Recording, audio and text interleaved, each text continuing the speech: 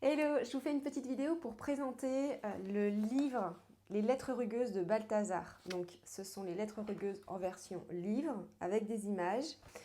Donc ça c'est un matériel complémentaire, on va voir ou pas, aux tablettes que l'on a en école. Donc là ici moi j'avais cette série qu'on m'avait offert il y a peut-être 6 ans quand Joseph était tout petit, donc je ne l'ai pas choisi.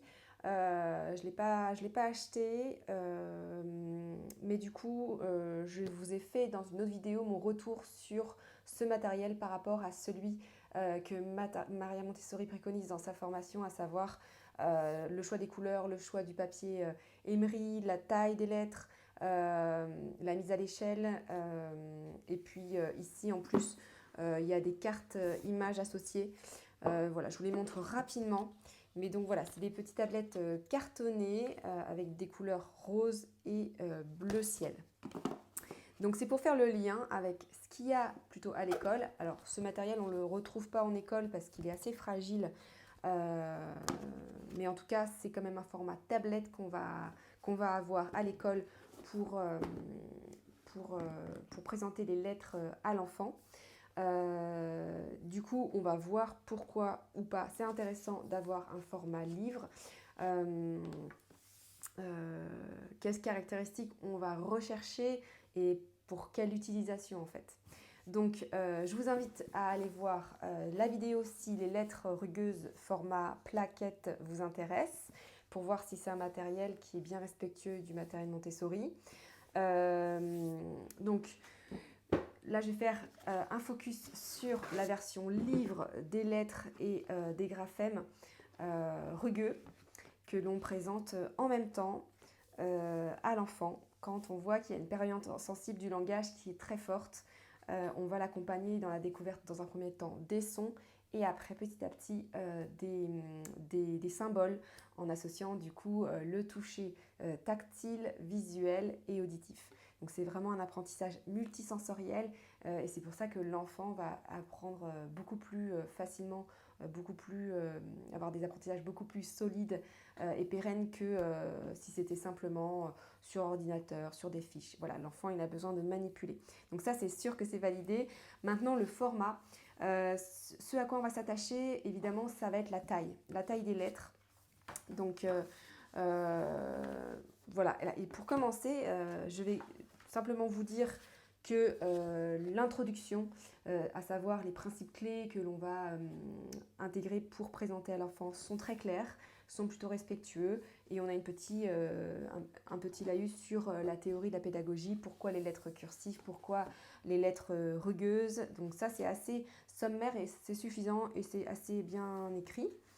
Donc pour revenir aux caractéristiques que l'on va regarder quand on choisit un matériel qui est estampillé Montessori, déjà il y a deux utilisations. Comme j'en parlais, il y a l'école et la maison. À savoir qu'à l'école, c'est un matériel qui va vivre et pris en main de nombreuses fois, donc il faut du matériel solide et de qualité. Il y a aussi le processus d'apprentissage de l'enfant, et particulièrement sur les lettres rugueuses, on a la leçon en 3 temps, c'est-à-dire qu'on va présenter 3 par 3 les lettres avec une leçon qui a des règles particulières, en apposant les tablettes les unes à côté des autres pour qu'ils puissent reconnaître et les assimiler via cet apprentissage spécifique de la leçon en 3 temps. Clairement, avec un livre, on ne peut pas le faire. Donc, c'est ça qu'il faut en être bien conscient, c'est que ce n'est pas la même utilisation. Par contre, moi, je trouve que c'est assez complémentaire parce qu'à partir du moment où on a les lettres et qu'on peut faire ses leçons en 3 temps, je trouve que ce format livre, il est assez sympa dans le fait qu'on peut on peut facilement l'emmener en voyage, on peut le lire tous les soirs. Parce que quand la période sensible du langage et même une autre est en action, eh ben, il faut que ça soit un accompagnement de tous les jours pour vraiment nourrir l'envie de l'enfant, parce qu'il va véritablement mémoriser plus facilement. Donc il y a cette fenêtre ouverte et on va y plonger voilà, du matériel constructif. Donc je trouve que ce format livre est intéressant dans le fait qu'il va pouvoir être un petit peu tous les jours présent dans le quotidien de l'enfant. Et le format, je disais, ce qui est important, c'est le format des lettres, parce que vous le voyez au début, que ce soit dans les dessins ou les gestes, les enfants vont des très grands gestes, des grands dessins. Ils iront vers le raffinement ensuite, vers quelque chose de plus petit, de plus précis. Mais donc l'important est bien d'avoir de grandes lettres comme celle-ci, donc ça c'est sûr, c'est validé. Après, il va falloir bien toucher la rugosité pour qu'il y ait vraiment des sensations qui restent en main, qui soient vraiment intéressantes au niveau tactile. Là, c'est le cas, donc ça, c'est super. Il y a les flèches qu'on retrouve sur les plaquettes, d'autres marques aussi, qui pour moi ne sont pas nécessaires parce que quand vous faites une belle présentation muette, l'enfant il est centré sur votre geste. Du coup, il emmagasine tout ça visuellement.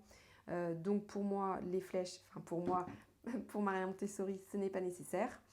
Mais c'est pas grave, ça n'enlève en rien la concentration de l'enfant. Moi, ce que j'aime beaucoup dans ce matériel, et je l'ai dit aussi dans la vidéo par rapport aux plaquettes, c'est que on a tout de suite une association du son, symbole et tactile à un objet qui commence par ce son-là. Et de l'avoir visuellement, c'est, je trouve, hyper impactant parce que l'enfant il visualise un objet et du coup on va lui répéter évidemment pour qu'il entende ce son plusieurs fois et qu'il comprenne que c'est vraiment lié aux mots autour de nous. Donc ça, j'aime beaucoup les visuels. C'est ce qu'on retrouve aussi dans les plaques du matériel que je viens de vous montrer parce qu'ils ont des petites plaquettes. Donc ça, c'est super intéressant. Et là, le plus de ce livre, même s'il y a des jeux qui sont proposés avec le matériel des plaquettes, c'est qu'il y a de très belles illustrations, très raffinées. En fait, l'illustration, c'est un peu chacun ses goûts. Donc, de mon côté, moi, j'aime beaucoup le travail de l'illustratrice. Et puis, il va falloir retrouver dans l'image d'autres objets qui commencent par le même son. Donc, on sait que l'enfant apprend par le jeu. Donc là, ça nous aide clairement à capter l'attention de l'enfant, à le laisser jouer et donc rester attentif à ce son-là en cherchant quelques minutes les autres objets. Donc là, on a armoire, on a armure. Voilà, les réponses, elles ne sont pas ici, donc on va pouvoir chercher avec l'enfant. Donc ça, c'est un autre critère très important, l'illustration, la qualité, le réalisme, le jeu, la taille, la rugosité. L'autre point très important aussi, c'est de voir à quoi correspondent les sons, quels objets ils ont choisi de mettre. Donc comme baignoire, là c'est assez simple, le cochon, la carotte. Le donjon, il faut savoir que l'enfant, il est petit, donc il faut qu'il associe le son à quelque chose qu'il connaît, alors le de, comme je ne sais pas là tout de suite, mais là ils l'ont associé à donjon. J'aurais plutôt mis, je ne sais pas, un mot que l'enfant peut connaître rapidement. Bon, je vais y revenir. Mais pour dire qu'il faut que ce soit vraiment concret et très très proche de l'enfant pour commencer au début. On est dans la découverte du monde, mais à 2 ans et demi, le monde qui l'intéresse, c'est le monde autour de lui pour qu'il maîtrise déjà ce qu'il a autour de lui. Donc voilà. Le E, de toute façon, c'est toujours compliqué de trouver un objet qui soit associé. Donc ils ont choisi eucalyptus, ça me va. Le feu, c'est associé à fée. Fée, c'est assez abstrait pour l'enfant parce que, bon, après moi, je raconte pas des histoires de contes de fées. Donc du coup, il faut expliquer ce que c'est une fée aussi pour l'enfant. Moi, j'aime bien tout ce qui reste voilà, rationnel, réaliste au tout début, en fait, vraiment jusqu'à 3 ans au maximum. Pour moi, en tout cas, c'est mon choix de rester parce que voilà, c'est déjà beaucoup d'informations. Donc si on commence à partir dans l'imaginaire, c'est un peu plus dur. Là, j'ai un petit peu une réticence aussi sur les sons qui peuvent être composés. Par exemple, le G. Ici, ils ont choisi de l'associer à la grotte. Moi, je trouve que vaut mieux se contenter de se focaliser sur le son G et pas gr, qui est déjà un peu plus complexe. Donc, j'aurais mis gorille, par exemple. Et d'ailleurs, ils ont refait la même chose avec avec une autre lettre, on va y revenir en feuilletant le livre. Le H, on n'en parle pas, donc j'aurais même pas dit hibou, j'aurais dit rien. Et c'est ce qui se passe dans la formation Montessori, parce qu'on ne veut pas perturber l'enfant avec un autre mot, parce que hibou, l'enfant il entend i, donc, mais il le note, c'est un son muet, on ne l'entend pas. Donc aussi à nous, en fonction de ce qu'on a appris, lorsqu'on se forme, lorsqu'on lit Maria Montessori, et bien de savoir comment on réagit par rapport à ce livre, parce que c'est vrai qu'on ne trouvera pas quelque chose de parfait dans le marché, sauf si on prend du matériel certifié AMI, ou alors parce qu'on crée aussi du matériel. Et d'ailleurs, je vais vous montrer un support que j'utilise beaucoup, que j'ai moi-même créé pour bien associer les sons à des objets. Et bien c'est à nous de choisir ce qu'on veut mettre comme objet. Donc le H, le I c'est OK pour igloo, le J, le K qui est très dur, le L, le M, N, O, P, je pense que Q c'est bon, le V, le W, j'ai un petit frein, simplement parce que pour moi le W, pour commencer, on va commencer par les sons les plus courants, donc on va dire OK, comme wagonnet. Maintenant, ils associent aussi comme wapiti. Et wapiti, quand on le prononce, on voit clairement que c'est pas le même wa que v. Donc il faut se mettre d'accord, mais autant rester sur le v. Voilà, donc xylophone, pareil ici. En formation Montessori, on présente le i et pas le yi, comme le yeti, le yo-yo. Donc pareil, c'est à vous de voir comment vous voulez le présenter. Mais sinon, c'est hyper sympa parce que voilà, toujours par le jeu, toujours capter l'attention, faire durer l'activité pour répéter l'apprentissage. C'est ainsi que l'enfant il va consolider son apprentissage par la répétition. Eh bien, il y a des jeux avec des très belles illustrations, encore une fois, où l'enfant il va trouver ce qui commence par le son de chaque lettre. Et les lettres, elles sont ici. C'est dur encore au début parce que les enfants, ils ne les reconnaissent pas. Et là encore, vient en jeu la leçon en 3 temps qui, pour le coup, n'est possible qu'avec les tablettes. Donc pour moi, c'est complémentaire, mais c'est pas, on n'achètera pas ce livre seulement sans les tablettes.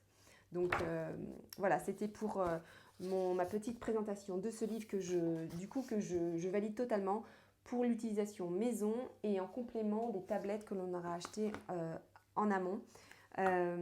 Et du coup, ça c'est une autre collection que j'avais achetée. Donc là, je l'ai achetée pour Anna il y a 2 mois. Celle-ci, je l'avais achetée pour Joseph, donc il y a très longtemps. Et donc l'illustration, la collection n'est pas la même, mais c'est tout aussi bien. Parce que voilà, encore une fois, il y a plein d'exemples pour retrouver chaque son. C'est plus complexe, clairement. On va le présenter. On va commencer par les sons les plus connus, comme ou, gne, etc. Il y en a 9 connus. Et on va accompagner l'enfant petit à petit. Donc pareil, commencer par les tablettes et ensuite l'utiliser en complément pour revenir dessus en associant avec des images. Voilà, j'espère que cette vidéo vous a plu, que ça vous a éclairé sur le choix du matériel qui est parfois Montessori, estampillé Montessori, mais on ne sait pas du tout si c'est OK ou pas. Si ça vous a plu, n'hésitez pas à laisser un commentaire sous cette vidéo. Si vous avez des questions, j'y répondrai pareil. Pour soutenir mon travail, n'hésitez pas à partager cette vidéo, à en parler autour de vous et je vous dis à très vite.